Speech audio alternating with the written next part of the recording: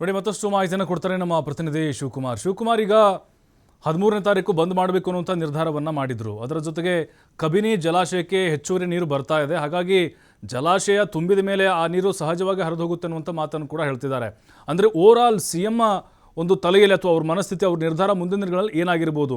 ಮಳೆ ಇನ್ನೂ ಕೂಡ ಜಾಸ್ತಿ ಆದರೆ 3500 ಕ್ಯೂಸೆಕ್ಸ್ ಏನು ಕೇಳ್ತಿದ್ದಾರೆ ಅದನ್ನು ಬಿಡುವಂಥ ಸಾಧ್ಯತೆಗಳಿದಾವ, ಅಥವಾ ಮಳೆ ಜಾಸ್ತಿ ಬಂದರೂ ಅಥವಾ ಇದೇ ಪರಿಸ್ಥಿತಿ ಇದ್ದರೂ ನಿರ್ಧಾರ ಮಾತ್ರ ನೀರು ಹರಿಸದೇ ಇರೋದಾಗುತ್ತಾ ಹೆಂಗೆ? ಪ್ರಭು, ಈಗಾಗಲೇ ಒಳಹರಿವಿನ ಪ್ರಮಾಣ ಹೆಚ್ಚಾಗ್ತಾ ಇದೆ ಅಂತೇಳಿ ಮುಖ್ಯಮಂತ್ರಿಗಳೇ ಹೇಳಿದ್ದಾರೆ. ಸೊ ಇವತ್ತಿನ ಅಪ್ಡೇಟನ್ನು ನೋಡೋದಾದ್ರೆ ಅಲ್ಲಿಗೆ ಕಬಿನಿ ಜಲಾಶಯಕ್ಕೆ ಈಗ 24,000 ಕ್ಯೂಸೆಕ್ಸು ನೀರು ಹರಿದು ಬರ್ತಾ ಇದೆ ಅಂತೇಳಿ. ಕಬಿನಿ ಈಗಾಗಲೇ ಭರ್ತಿಯಾಗಿದೆ.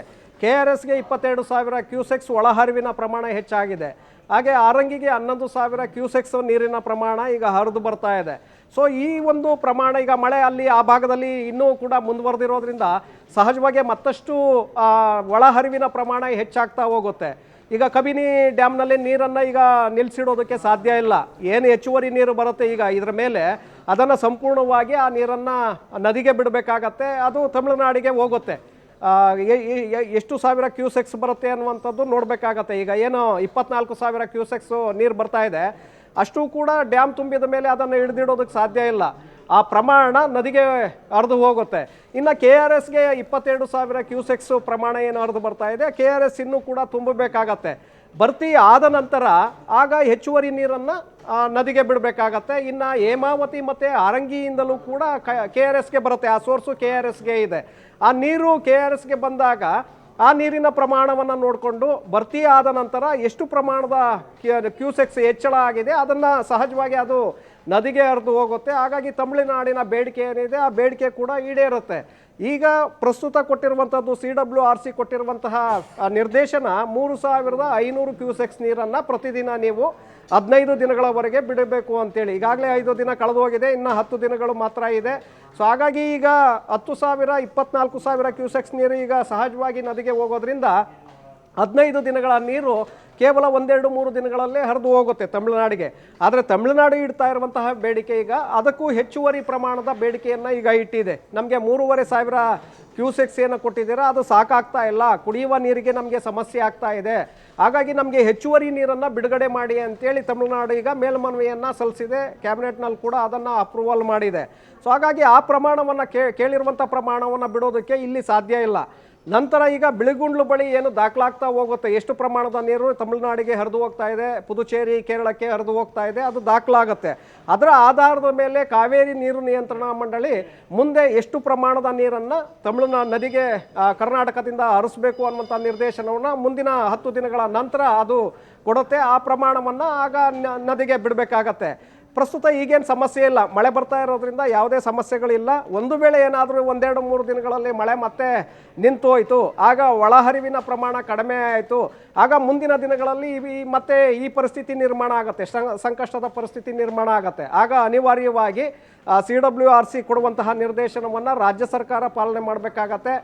ಒಂದು ವೇಳೆ ಪಾಲನೆ ಮಾಡದೇ ಇದ್ದರೆ ಆಗ ಸಹಜವಾಗಿ ತಮಿಳುನಾಡು ಸರ್ಕಾರ ಮತ್ತು ಕೋರ್ಟ್ ಮೆಟ್ಲನ್ನು ಹೇರುತ್ತೆ. ಆಗ ಮೆಟ್ಲೇರಿದ ಮೇಲೆ ಕಾನೂನು ಹೋರಾಟವನ್ನು ಎದುರಿಸಬೇಕಾಗತ್ತೆ. ಹಾಗಾಗಿ ಮುಂದಿನ ದಿನಗಳಲ್ಲಿ ಸಂಕಷ್ಟ ಎದುರಾಗಬಹುದು. ಮಳೆ ಬಂದರೆ ಯಾವುದೇ ಸಮಸ್ಯೆ ಆಗೋದಿಲ್ಲ. ತಮಿಳುನಾಡು ಕೇಳಿರುವಂಥ ಬೇಡಿಕೆ ಏನಿದೆ ಅದಕ್ಕೂ ಹೆಚ್ಚಿನ ಪ್ರಮಾಣದಲ್ಲಿ ನೀರು ಸಹಜವಾಗಿ ಹರಿದು ಹೋಗೋದ್ರಿಂದ ಯಾವುದೇ ರೀತಿಯಾದಂಥ ಸಮಸ್ಯೆ ಉದ್ಭವ ಆಗೋದಿಲ್ಲ. ಇನ್ನು ಮುಂದಿನ 15 ದಿನಗಳ ಕಾಲ ನಿರಂತರವಾಗಿ ಮಳೆ ಆ ಭಾಗದಲ್ಲಿ ಬರಬೇಕಾಗತ್ತೆ. ಡ್ಯಾಮ್ಗಳಿಗೆ ನೀರು ಬರಬೇಕಾಗತ್ತೆ, ಡ್ಯಾಮ್ಗಳು ಫುಲ್ ಆಗಬೇಕಾಗತ್ತೆ. ಆಗ ಯಾವುದೇ ಬೇಡಿಕೆ ಏನಿಡ್ತಾರೆ ಆ ಬೇಡಿಕೆ ಸಹಜವಾಗಿ ನೀರು ಕೂಡ ಹರಿದು ಹೋಗುತ್ತೆ. ಅವರು ಕೂಡ ಬೇಡಿಕೆಯನ್ನು ಇಡೋದಕ್ಕೆ ಬರೋದಿಲ್ಲ. ಮಳೆ ಬರದೇ ಹೋದಂಥ ಸಂದರ್ಭದಲ್ಲಿ ಮತ್ತೆ ಸಂಕಷ್ಟದ ಪರಿಸ್ಥಿತಿ ನಿರ್ಮಾಣ ಆಗುತ್ತೆ. ಆಗ ರಾಜ್ಯ ಸರ್ಕಾರ ನೀರನ್ನು ಬಿಡಬೇಕಾ, ಡ್ಯಾಮ್ಗಳಲ್ಲಿ ಎಷ್ಟು ನೀರಿದೆ, ಮತ್ತು ನೀರು ಕುಡಿಯೋಕೆ 39 TMC ನೀರನ್ನು ಇಡಬೇಕಾಗತ್ತೆ ಬೆಂಗಳೂರಿಗೆ.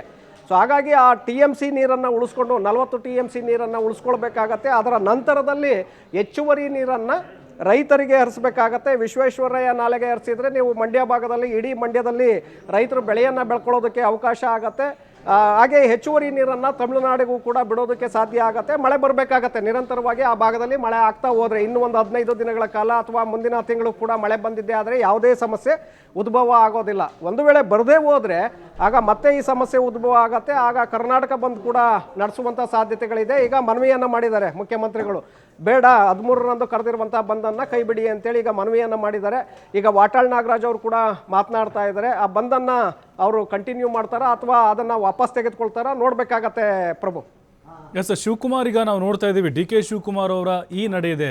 ಪಕ್ಕದಲ್ಲಿ ಸಿದ್ದರಾಮಯ್ಯ ಕೂತಿದ್ರು, ಯಡಿಯೂರಪ್ಪನವರಿದ್ದರು, ಬೊಮ್ಮಾಯಿ, ಮೊಯ್ಲಿ, ಎಲ್ಲರೂ, ಸದಾನಂದ ಗೌಡರು ಎಲ್ಲರನ್ನೂ ವಿಶ್ವಾಸಕ್ಕೆ ತೆಗೆದುಕೊಳ್ಳುವಂಥ ಒಂದು ಪ್ರಯತ್ನ. ಅಂದರೆ ಯಾವುದೇ ಕಾರಣಕ್ಕೂ ವೈಯಕ್ತಿಕ ವರ್ತಿಸಿಗೂ ಕೂಡ ಅದು ಧಕ್ಕಿ ತರಬಾರ್ದು ಅನ್ನುವಂಥ ನಿಟ್ಟಿನಲ್ಲಿ ಆ ಸ್ಟ್ರಾಟಜಿ ಕೂಡ ಇರ್ಬೋದಲ್ಲ ಅಂತ ಎಲ್ಲ ಸಭೆಗಳ ಹಿಂದೆ. ಸಹಜವಾಗಿ ಪ್ರಭು, ಯಾಕೆಂದರೆ ಇವತ್ತು ಯಡಿಯೂರಪ್ಪನವ್ರು ಕೂತಿದ್ರು, ಬೊಮ್ಮಾಯಿ ಅವರಿದ್ದರು, ಶೋಭಾ ಕರಂದ್ಲಾಜೆ ಅವರಿದ್ದರು, ಸೋಮಣ್ಣ ಅವರು ಭಾಗವಹಿಸಿದ್ರು, ಈ ಕಡೆ ಸಿದ್ದರಾಮಯ್ಯ ಅವರು ಕೂಡ ಇದ್ದರು.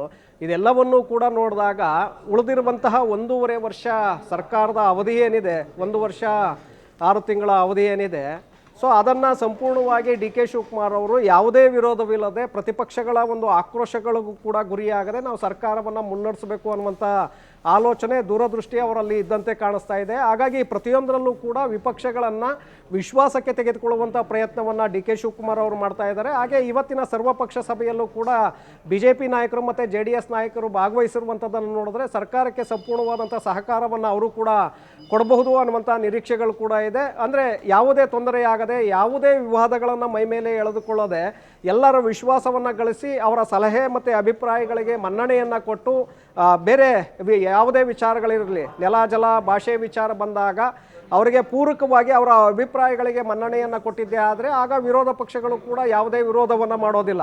ಒಂದು ವೇಳೆ ಏನಾದರೂ ವಿರೋಧವನ್ನು, ಅವರ ಅಭಿಪ್ರಾಯಗಳಿಗೆ ಸಲಹೆಗಳಿಗೆ ಮನ್ನಣೆಯನ್ನು ಕೊಡದೆ ಸರ್ವಾಧಿಕಾರಿ ಧೋರಣೆಯನ್ನು ತಾಳಿದ್ದೇ ಆದರೆ ಇಲ್ಲ ನಮ್ಮ ಸರ್ಕಾರ ನಾವು ಈ ತೀರ್ಮಾನವನ್ನು ತೆಗೆದುಕೊಳ್ತೇವೆ ಅಂತ ಶಿವಕುಮಾರ್, ಹಾಗೇರಿ ಮತ್ತೆ ಬರ್ತೀನಿ ನಿಮ್ಮ ಹತ್ರ. ಒಂದು ಬ್ರೇಕಿಂಗ್ ಇದೆ, ಮತ್ತೊಂದು ಬ್ರೇಕಿಂಗ್ ಇದೆ, ಬರ್ತೀನಿ ನಿಮ್ಮ ಹತ್ರ ತಗೋತೀನಿ.